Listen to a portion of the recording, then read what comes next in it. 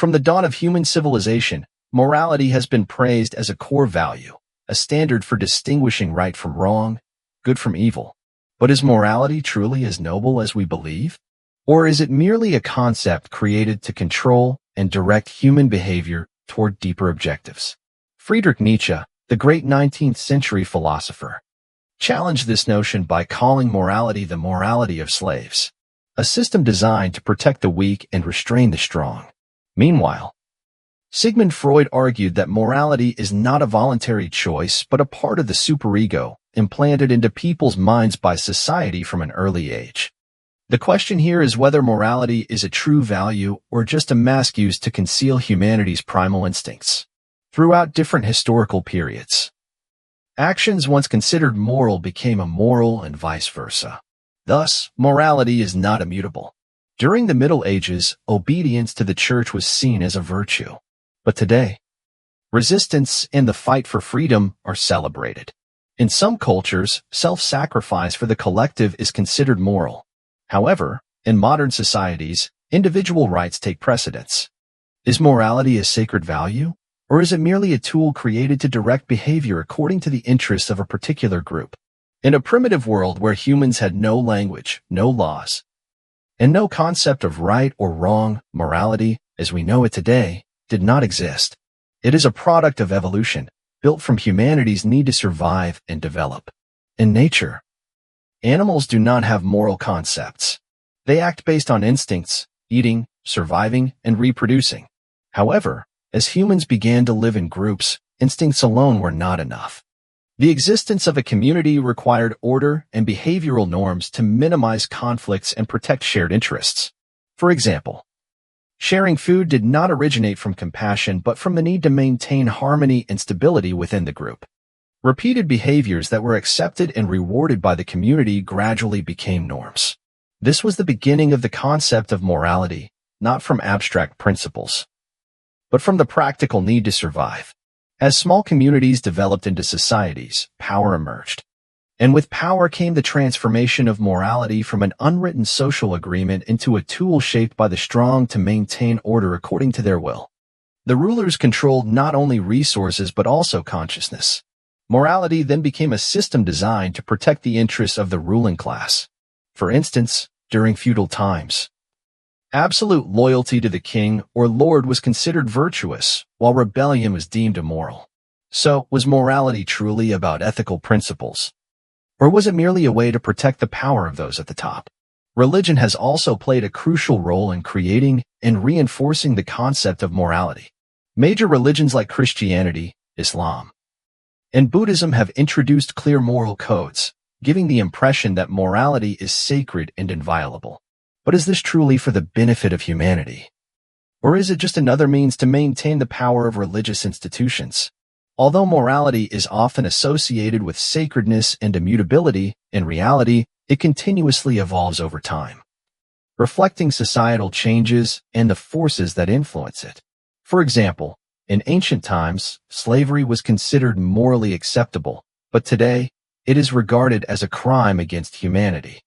Conversely, fighting for equality, once deemed immoral, is now celebrated as a symbol of progress.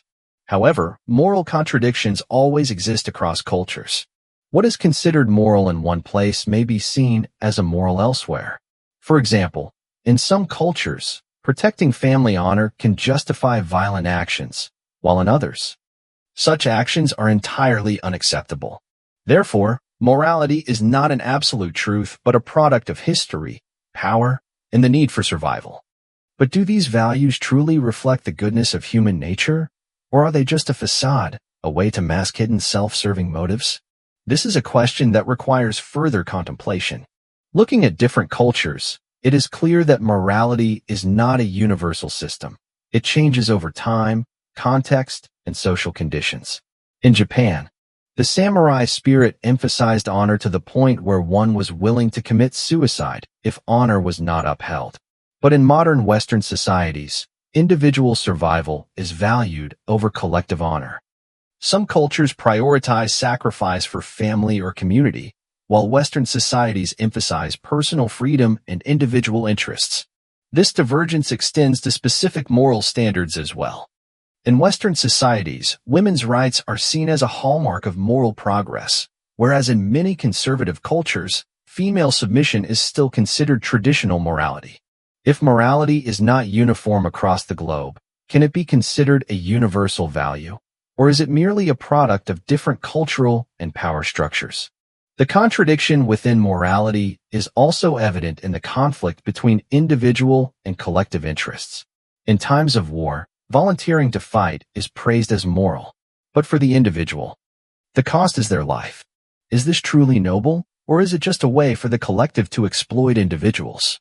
On the other hand, deserters, often deemed immoral, are simply acting on their instinct for self-preservation. History has recorded many instances where collective morality was used to punish individuals. The medieval Inquisition punished those who did not comply with church doctrines, branding them as immoral. But was this truly about protecting morality?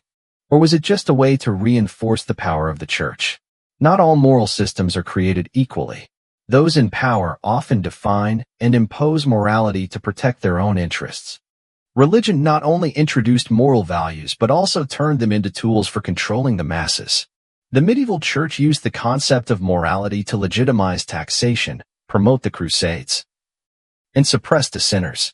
In today's world, morality is sometimes used as a political weapon. Military interventions in other nations are often justified as efforts to protect human rights. But is the true motive really moral, or is it just a means of strengthening international power? In the age of media and social networks, people do not just strive to do what is right, they also need to appear morally righteous. This creates immense pressure on individuals. Cancel culture, initially seen as a way to hold people accountable, is often misused as an emotional weapon to destroy individuals. Today, people not only try to do the right thing, but also feel compelled to demonstrate their morality. This makes morality sometimes less of a genuine value and more of a social mask. Although morality is praised as a universal value, in reality, it is full of contradictions and impositions. It can be used as a tool of control or as a system shaped by power dynamics. But in any form, the fundamental question remains: does morality truly help people live better lives, or is it just a way for humans to control one another? Friedrich Nietzsche, one of history's most controversial philosophers, did not see traditional morality as a noble value. To him, morality was not a universal truth but a tool designed by the weak to control the strong. He divided morality into two opposing types: slave morality and master morality. Values such as humility, sacrifice, and forgiveness were not expressions of virtue but rather a morality of slaves, created to restrain powerful individuals who dared to live by their instincts and to make the strong feel guilty about their power. Conversely, Nietzsche championed master morality, creativity, strength, and free will. He believed these were the true values that allowed people to transcend limits and achieve greatness. Sigmund Freud, the founder of psychoanalysis, offered a deeper psychological perspective on morality. Freud argued that morality is not a voluntary choice but an unconscious force implanted by society into individuals from childhood. He called this force the voice of society within each person, compelling them to adhere to moral norms even when they do not want to.